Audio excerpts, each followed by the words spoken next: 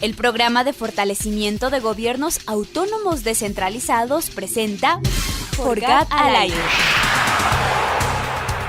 Un espacio para abordar los temas de la política pública local, el buen uso de recursos públicos, la eficiencia de los modelos de gestión y la articulación del Estado con la sociedad civil. FORGAD al aire con la conducción de Edison Mafla. FORGAD al aire.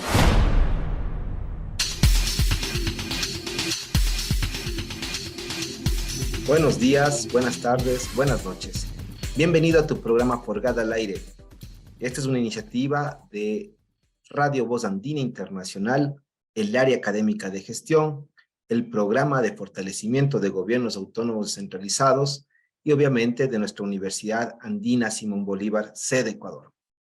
Con ustedes tenemos el día de hoy un programa muy especial que se enfoca en los gobiernos autónomos descentralizados parroquiales rurales, específicamente con esta incógnita de hablar sobre cómo elegir a la o el vicepresidente de los gobiernos autónomos descentralizados parroquiales rurales.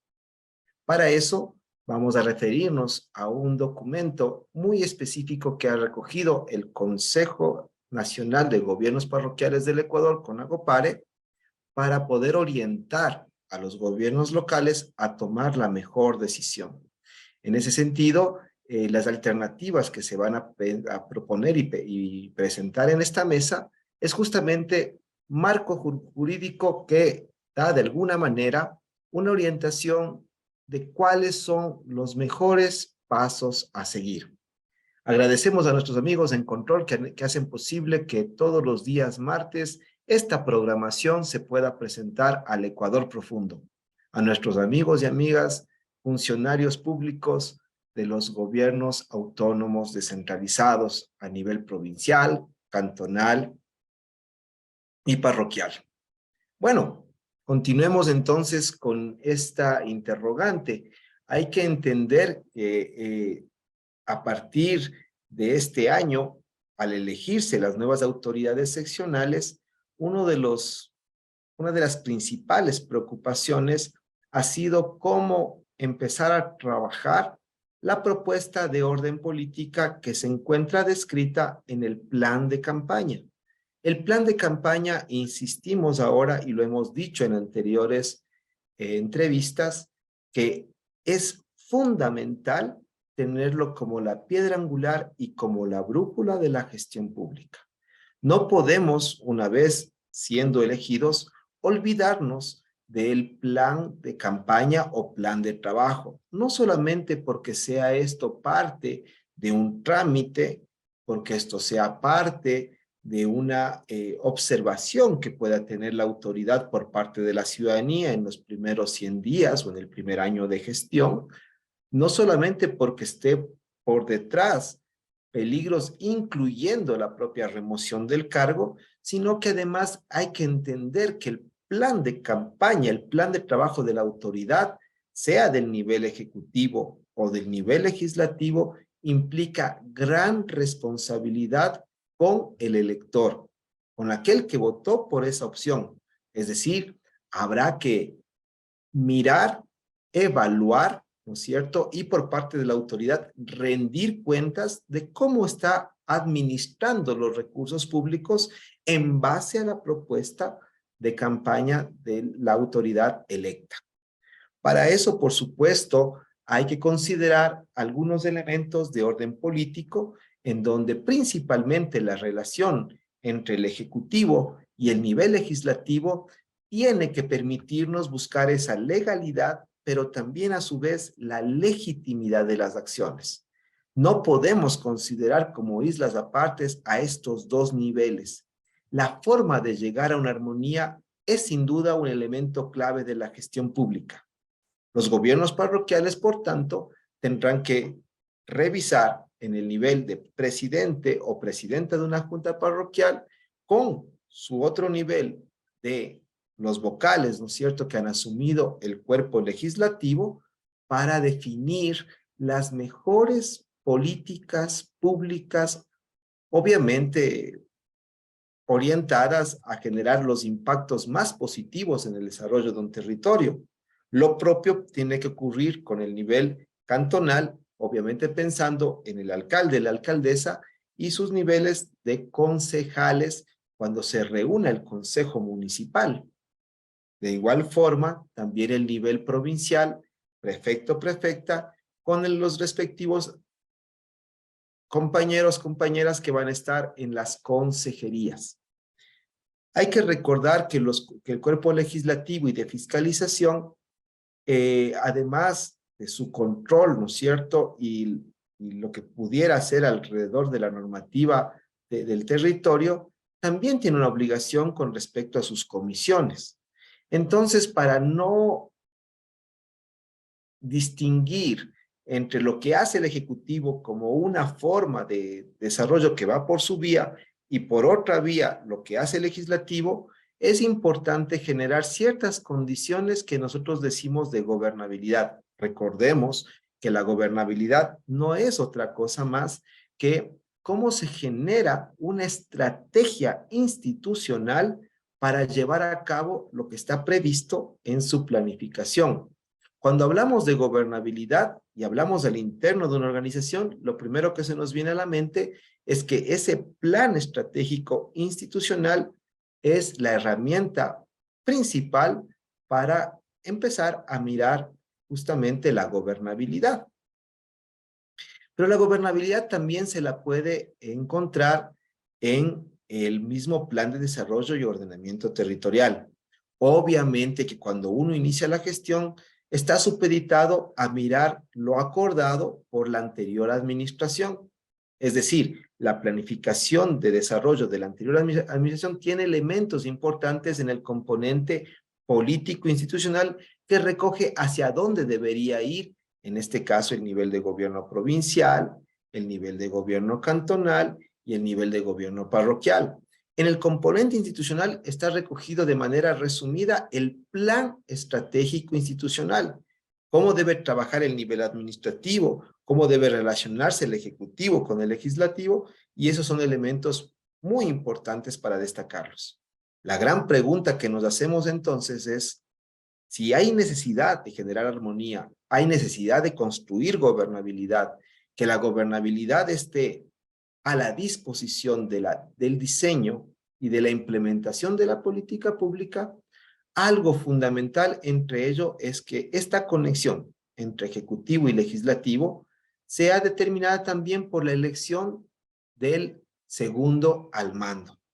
Cuando vemos esto, pues no hay mucho problema o mucho que discutir en el nivel provincial, pues desde las propias elecciones seccionales se elige justamente al prefecto y al viceprefecto, teniendo en cuenta que el nivel legislativo viene desde los gobiernos cantonales, sus principales autoridades como los alcaldes, que se convierten luego en consejeros, y también vienen de las representaciones de los gobiernos parroquiales que también se convierten en consejeros. En el caso del gobierno cantonal, se elige dentro de todos los concejales a un representante para que sea el vicealcalde o la vicealcaldesa. Y en el caso de las juntas parroquiales, hasta la administración anterior, era la persona, hombre o mujer, más votado luego de la primera autoridad parroquial. Dicho de otra manera, la persona que fungía el rol de vicepresidente de un gobierno parroquial era porque estaba con la segunda votación más alta entre todos los vocales electos. Pero ¿qué ha pasado justamente en este tiempo? Y para eso deberíamos entender algunos principios de orden legal. Entonces, principalmente, esta información la rescatamos nuevamente, la indicamos del Consejo Nacional de Gobiernos Parroquiales del Ecuador, que ha permitido de alguna manera también dar ciertas líneas directrices en base a lo que determina la norma. Por supuesto, desde ya les decimos, lo que puede emitir el propio Consejo Nacional de Gobiernos Parroquiales del Ecuador con toda su capacidad técnica y política que se lo merece, a pesar de esto, sigue siendo no vinculante, digamos, que todas estas orientaciones. Recuerden ustedes que el único que tiene carácter vinculante para tomar una definición alrededor del entendimiento del marco jurídico ecuatoriano es justamente, en este caso, el Procurador General del Estado. Es decir, desde este nivel se puede tener información que sea vinculante y obligatoria para nuestros gobiernos locales. Sin embargo, de lo que hemos revisado para este programa Jornada al Aire, es muy importante lo que se determina en este documento. Este documento señala además que en el artículo 82 de la Constitución de la República del Ecuador se fundamenta que la seguridad jurídica nos ayuda, por un lado, a respetar la Constitución y a reconocer la existencia de normas jurídicas previas. Y para eso, obviamente, entendemos que estas son claras, públicas y aplicadas por las autoridades competentes. Es decir, de otra forma, nuestros gobiernos locales tienen que entender que nuestra seguridad jurídica está amparada por la Constitución y que todas las normas que de la Constitución desprenden justamente tienen normativas claras, públicas y aplicadas, pero sobre todo subordinadas a la Constitución. Otro elemento importante es lo que determina la Constitución de la República en el artículo 225. Es decir, en donde se marca que el sector público comprende los organismos y dependencias de las funciones ejecutiva, legislativa, judicial, electoral y de transparencia y control social, entendidas estas como los poderes del Estado. Pero también se habla que las entidades que integran el régimen autónomo descentralizado son parte del sector público. Este es el punto 2 que habría que subrayar. Dentro de lo que comprende el sector público está el nivel nacional, pero también está el nivel subnacional, o como lo hemos denominado, este régimen autónomo descentralizado. También hay otros organismos y entidades creadas por la Constitución o la ley. También las personas jurídicas creadas por acto normativo de los gobiernos autónomos centralizados. ¿Cuáles podrían ser esto? Empresas públicas, por ejemplo. O las mancomunidades como parte también de lo que hemos analizado y hemos visto en otras entrevistas. Este artículo 225 entra en consonancia, ¿sí?, con el artículo 226, en donde se habla de las instituciones del Estado, en donde se recalca que son sus organismos, dependencias, las servidoras o servidores públicos y las personas que actúen en virtud de una potestad estatal ejercerán solamente las competencias y facultades que les sean atribuidas en la Constitución y la ley específica, obviamente, para estos servidores públicos, para estas instituciones, y tendrán el deber de coordinar acciones para el cumplimiento de sus fines y hacer efectivo el goce y ejercicio de los derechos reconocidos en la Constitución. El artículo 227 habla sobre la administración pública y dice que esta constituye un servicio a la colectividad que se rige por los principios de eficacia, eficiencia, calidad, jerarquía, desconcentración, descentralización, coordinación, participación, planificación, transparencia y evaluación. Finalmente, el artículo 238 particulariza qué es lo que tiene que ver con los gobiernos autónomos centralizados y qué gozan estos gobiernos autónomos centralizados dentro del marco de la ley. Dicen que estos gozan de autonomía política, administrativa y financiera, y se regirán por los principios de solidaridad, subsidiariedad, equidad interterritorial, integración y participación ciudadana. En ningún caso el ejercicio de la autonomía permitirá la secesión del territorio nacional y constituyen gobiernos autónomos centralizados las juntas parroquiales rurales, los consejos municipales y los consejos metropolitanos, los consejos provinciales y cuando llegue el momento, los consejos regionales que hasta el momento solamente se figura en la normativa, pero no se han constituido ninguno de ellos en el territorio nacional. Este marco que nos da la Constitución de la República nos hace caer en cuenta entonces que las acciones que hacen quienes son parte de un gobierno autónomo descentralizado, sea de la función ejecutiva y de administrativa, sea de la función de legislación y fiscalización, o sea de la función de participación ciudadana y control social, tiene que entender que lo que llama a que podamos tener una obligación con respecto a su calidad política y con la administración de los recursos, principalmente está basada en la Constitución de la República. Pero también sabemos nosotros que tenemos un instrumento jurídico que se desprende de la Constitución y que es como si fuera la Biblia de los gobiernos autónomos descentralizados locales. Y esta es el Código Orgánico de Organización Territorial, Autonomía y Descentralización. Este COTAD, que todos lo conocemos, tiene que ver con aquellas particularidades, especificidades de lo que determina la norma, para tener mayores claridades y sobre todo tener una orientación de hacia dónde llevar la política pública. Para eso vamos a aterrizar un poquito más hacia el nivel de consulta, que es la junta parroquial, en donde se tiene que tomar la definición de cómo se elige al segundo al mando a la junta parroquial. ¿Qué es lo que nos dice el artículo 66? Dice que la junta parroquial rural es el órgano de gobierno de la parroquia rural. Dicho de otra manera, la junta parroquial rural, el órgano legislativo en donde también se incluye como un legislativo más el presidente de la junta parroquial, es el órgano administrativo ¿de qué? Del gobierno autónomo descentralizado parroquial rural. Dice que estará integrado por los vocales elegidos por votación popular. Recuerden que el presidente también es un vocal más cuando está dentro del seno de la junta, de entre los cuales el más votado lo presidirá. Este artículo 66, que además está bajo la reforma dada en noviembre del 2020, ya nos habla de que es el más votado lo presidirá, ¿no es cierto?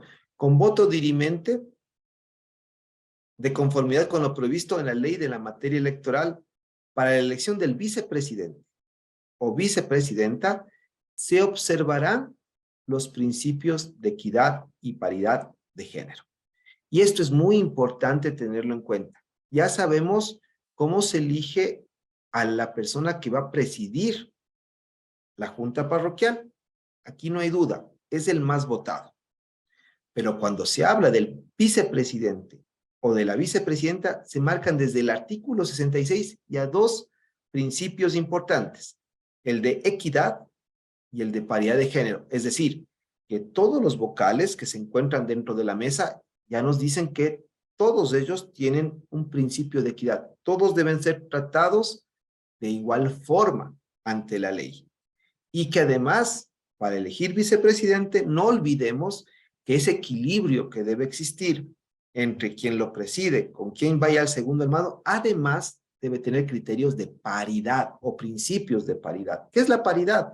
No es otra cosa más que este ejercicio en donde se determina si la primera persona o la primera autoridad local es una mujer, entonces por paridad, la persona segunda al mando debería ser hombre. Caso contrario, si la primera autoridad es un hombre, la segunda persona al mando debe ser mujer. Pero sigamos viendo qué es lo que nos determina el documento para ir definiendo claramente qué es lo que se necesita para ser vicepresidente o cómo se elige al vicepresidente. Cuando nos referimos al artículo 67 y miramos las atribuciones de la Junta Parroquial Rural, vemos nosotros que en el literal C se determina básicamente que una de las atribuciones es elegir de entre sus miembros a la vicepresidenta o vicepresidente de la Junta Parroquial. Esto es parte de la reforma del 3 de noviembre de 2020. Aquí se dice claramente que hay que elegir de entre sus miembros a la vicepresidenta o vicepresidente de la Junta Parroquial, para lo cual se deberá tener en cuenta los principios de paridad y alternabilidad entre el presidente o presidenta y la vicepresidenta y el vicepresidente o vicepresidenta. Aquí todavía mucho más claro.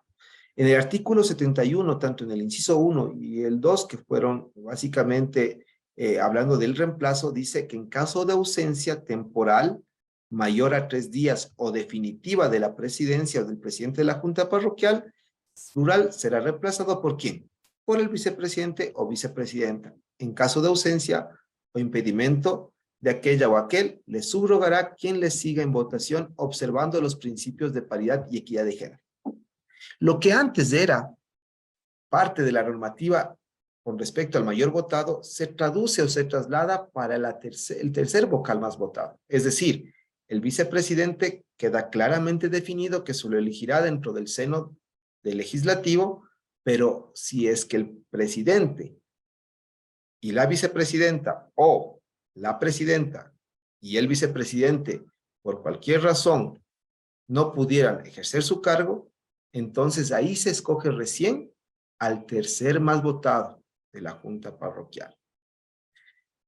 Y aquí hay algo mucho más específico y que ahora nos va a pasar a partir del 14 de mayo, algunos lo harán directamente el 15 de mayo, es la sesión inaugural.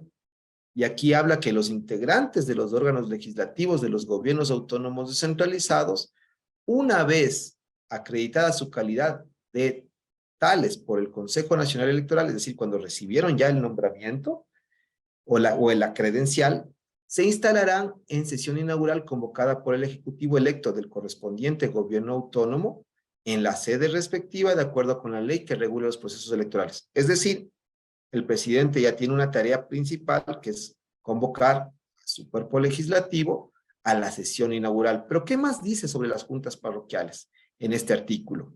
Nuevamente repito, este es el artículo 317 del COTAD. Los integrantes, perdón, las juntas parroquiales rurales, perdón, procederán, escuchen muy bien, artículo 317, procederán a posesionar respetando el orden de votación alcanzado en el proceso electoral respectivo, al vocal más votado como presidente o presidenta, vicepresidente o vicepresidente o vicepresidenta y vocales en su orden. Posesionarán a un secretario y a un tesorero o a un secretario tesorero, dependiendo de la capacidad financiera y la exigencia del trabajo designado previamente por el Ejecutivo de este nivel de gobierno. Y es en este artículo 317 donde se genera la confusión. Mientras los anteriores artículos fueron sumamente claros en sus reformas, este no ha sido reformado en la misma línea que los otros artículos. Es por eso que se hace un análisis de qué es lo que se tiene que hacer, porque además deberíamos entender que de acuerdo del Código Orgánico Administrativo que tiene el Ecuador, hay un principio de juridicidad, y es decir que la actuación administrativa se somete a la Constitución, a los instrumentos internacionales, a la ley, a los principios, a la jurisprudencia aplicable y al presente código. La potestad discrecional se utilizará conforme a derecho. Cuando hay este ejercicio de duda, hemos visto lo que pasó en el 66, en el 67 y en los siguientes artículos del COTAD, a excepción del 317, entonces tenemos que referirnos a este principio de juridicidad. Cabe que exista un criterio, pero que tiene que ser conforme a derecho. Recordemos que en materia pública se debe hacer estrictamente lo que determina la ley. Y en un ejercicio bastante claro que ha querido darse la reforma, hay este tema en donde causa ya cierta, al menos interrogante, al menos duda por parte de los legisladores en el caso del nivel parroquial, ¿no es cierto? Pero ¿cuál es el análisis que hace el CONAGOPARE para poder tomar una mejor decisión? Y recogen lo que determinaba el artículo 233 en el inciso primero, en donde determinan que ningún servidor ni servidora pública está exento de responsabilidades por los actos realizados en el ejercicio de sus funciones o por omisiones y serán responsables administrativos, civiles y penalmente por el manejo y administración de fondos, bienes o recursos públicos. Aquel mandato obliga a las instituciones que comprenden el sector público, a las autoridades, funcionarios, servidoras y servidores públicos a ejercer solamente las competencias y facultades establecidas en la Constitución y la ley. Recuerden bien que si es que el 317 nos hablaba del tema de los más votados, pero recuerden cuáles eran las atribuciones y las funciones tanto de la Junta como de los servidores públicos de la Junta.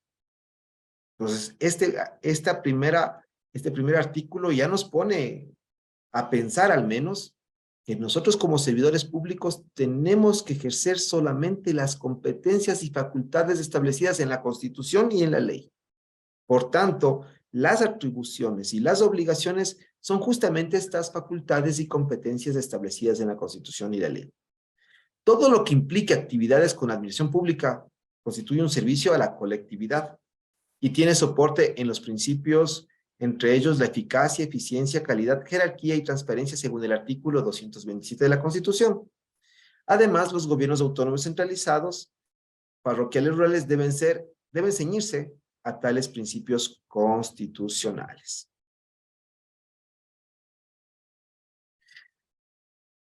Para ir terminando este ejercicio de duda o inquietud con respecto a quién debe ser el vicepresidente o vicepresidenta de un gobierno parroquial, hay que seguir pensando cómo darle seguridad jurídica a la decisión que se vaya a tomar el día de la sesión inaugural.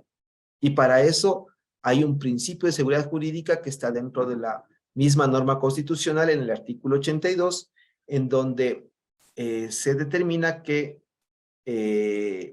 esta seguridad jurídica juega un papel preponderante en la administración pública, ya que se asienta en el respeto a la Constitución de la República y luego deben existir normas jurídicas previas, claras, públicas y aplicadas por las autoridades competentes, a fin de que las autoridades y funcionarios de la administración pública puedan motivar sus actos administrativos o resoluciones de una manera adecuada, anunciando normas y tomando en cuenta principios constitucionales y legales. De no hacerlo o motivar a medias, se considerará nulo lo que acarrea o lo que acarreará sanciones a las y los servidores públicos responsables.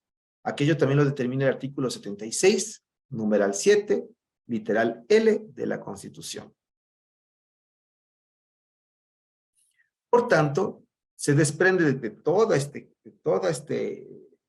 revisión jurídica de la norma, ¿no es cierto?, es que el artículo 66 justamente prevé cómo se tiene que tratar el orden de la elección del vicepresidente. Es decir, la elección del vicepresidente tiene que tener los principios de equidad y paridad de género. Eso no lo podemos negar. Equidad y paridad de género. Por un lado, todos los miembros de la Junta Parroquial tienen un justo derecho y apego a los principios de equidad y paridad de género.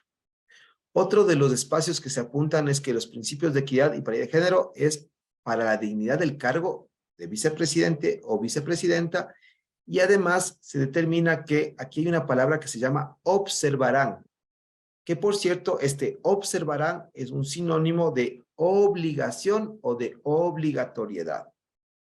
Entonces, ¿para qué? Para la elección, lo que significa que se debe incurrir en una elección interna entre los miembros de una junta parroquial. Finalmente, da como resultado que si en la presidencia de la junta parroquial es ocupada por un hombre, la vicepresidencia debe ser ocupada por mandato de ley por una mujer, o viceversa. Si en la presidencia de la junta parroquial es ocupada por una mujer, la vicepresidencia debe ser ocupada por mandato de ley por un hombre. Entonces, de acuerdo al artículo 66 con respecto a equidad y paridad, no podemos saltarnos este hecho. De la misma manera, en el registro oficial número 134 del 3 de febrero del 2020, se publica varias reformas a la Ley Orgánica Electoral y de Organización Políticas de la República del Ecuador, misma que tuvo incidencia directa, obviamente, en el COTAD, en este artículo 67. Y en el artículo 67 se inserta una atribución que se lee de la siguiente manera: elegir de entre sus miembros a la vicepresidenta o vicepresidente de la Junta Parroquial, para lo cual se deberá tener en cuenta los principios de paridad y alternabilidad entre el presidente o presidenta y la vicepresidenta y el vicepresidente que se pueda tener dentro del proceso. La reforma apunta a tomar a consideración que desde las juntas parroquiales los principios de paridad y alternabilidad tiene que ser obligatorio, mas no deja la libre elección, como termina al inicio del texto, que usa la palabra elegir, lo que significa que se debe incurrir en una elección interna. Nosotros entonces revisamos el artículo 67, hemos revisado el artículo 66, y los dos determinan que hay una elección. Finalmente, como resultado, debe estar presente lo siguiente: que si en la presidencia de la Junta Parroquial es ocupada por un hombre, la vicepresidencia es ocupada por mandato de ley por una mujer. Esto se va repitiendo. Lo que está sumamente claro es la paridad, es de los principios de equidad, ¿no es cierto? Y alternabilidad que deben existir. Y queda este ejercicio de interpretación con la palabra deberá, que es un sinónimo de obligación, cómo se tiene que traducir el ejercicio de elección del vicepresidente. Por tanto, dentro de los puntos del día que se sugieren, que se sugieren que debe existir en la sesión inaugural, la primera sesión del gobierno parroquial rural, obviamente aquí hay que revisar que se acrediten la calidad de vocales de elección popular con el nombramiento o los certificados otorgados por el CNE, que son las credenciales. Esto se hace un ejercicio de acreditación, se hace una constatación del quórum según el artículo 320 con respecto a la mesa legislativa, se instala la sesión inaugural por el presidente o presidenta electa. Para esto seguramente tendrá que se debió definir un secretario ad hoc. Luego de esto se anuncia que el órgano legislativo, como es la Junta Parroquial, está constituido por tales personas, y como quinto punto se hace la elección del cargo a vicepresidente o vicepresidenta, teniendo en cuenta que ya es una elección, y segundo que se tendrá que estar muy presente con los principios de paridad de género y alternabilidad. Y 6, la posesión de autoridades de la Junta Parroquial, empezando por el Ejecutivo electo, el vicepresidente, los vocales, y por supuesto, cuando estén constituidos, se tendrá que pedir al secretario ad hoc, agradecerle por este primer momento, y dar paso a la posesión de una secretaria tesorera o de un secretario tesorero designado previamente, que lo pone principalmente el presidente. Al final una clausura, y con esto queda de alguna manera orientada la gobernabilidad de un gobierno autónomo descentralizado parroquial rural, para poder caminar sobre las metas planteadas en los planes de campaña y sobre lo que seguramente será el plan de desarrollo y ordenamiento territorial, que se actualizará o que se renovará dependiendo del contexto y la coyuntura de cada territorio.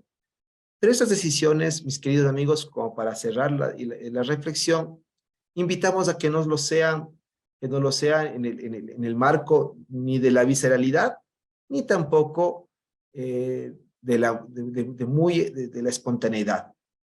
Nosotros consideramos como programa Forgada al Aire y como una sugerencia para nuestros gobiernos autónomos centralizados parroquiales rurales, que hagan el ejercicio de negociación, que conversen con las autoridades electas, que generen procesos de gobernabilidad en el buen sentido de la palabra.